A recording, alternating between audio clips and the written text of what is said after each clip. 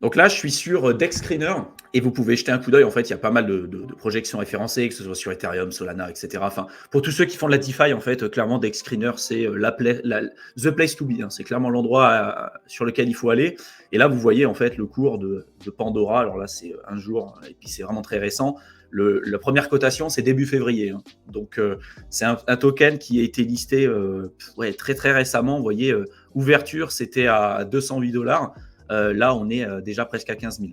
Par contre, attention, on est encore sur un market cap qui est très très faible et il y a très très peu de jetons en fait en circulation. C'est pour ça que le prix il est énorme. C'est un peu ce qu'on avait aussi avec Yearn Finance. C'est-à-dire qu'il y a eu un moment donné, je crois que c'était lors du précédent bull run, il y avait toute une hype autour de Yearn Finance. Aujourd'hui, on en entend nettement moins parler, mais parce que c'était l'un des premiers projets en termes de valorisation unitaire qui avait dépassé la valorisation unitaire d'un Bitcoin. Voilà, mais il faut juste voir qu'en fait, la circulating supply était extrêmement faible, donc voilà, forcément, le cours explose les plafonds. Mais là, Après, là, il y a une raison. Pourquoi on a 10 000 jetons? Tout simplement parce que c'est une collection de 10 000 NFT qui sont derrière. Ouais. Et c'est pour ça que tous les ERC 404 vont suivre cette tendance-là. En fait, il n'y a pas de règle officielle dans les collections de NFT qui disent qu'on a le droit de faire 15 000, 20 000, 50 000 NFT. C'est juste qu'aujourd'hui, la majorité des projets se sont mis sur une collection de 10 000 pièces. Et donc, qui dit 10 000 pièces, dit 10 000 tokens. Et donc, une petite circulation supply. Exactement. Donc là, en gros, on pourrait estimer, parce qu'aujourd'hui, l'un des gros problèmes qu'il y avait avec les NFT, on le disait souvent avec Mickaël, c'était surtout la liquidité en fait, que vous pouviez avoir, au-delà de l'aspect spéculatif et de tout ce qu'il y a derrière. Mais on va dire, l'une des grosses problématiques qu'on avait avec les NFT, c'était voilà, la liquidité. Quoi.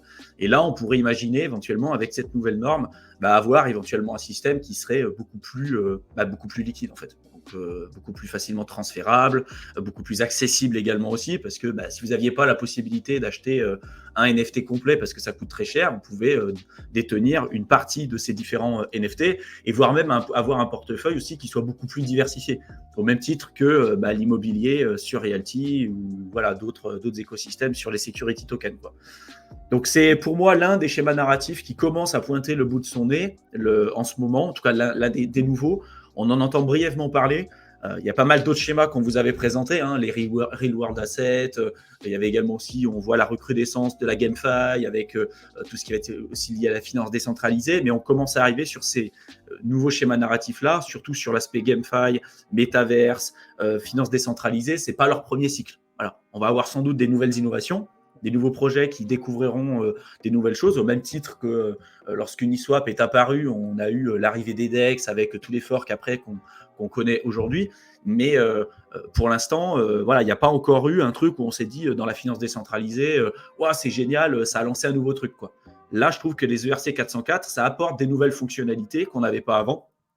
Et donc, ça pourra peut-être être la naissance et l'arrivée d'un projet ou d'une nouvelle technologie comme ça qui sera adaptée dans le secteur crypto et qui fera partie de normes beaucoup plus inscrites après sur le long terme.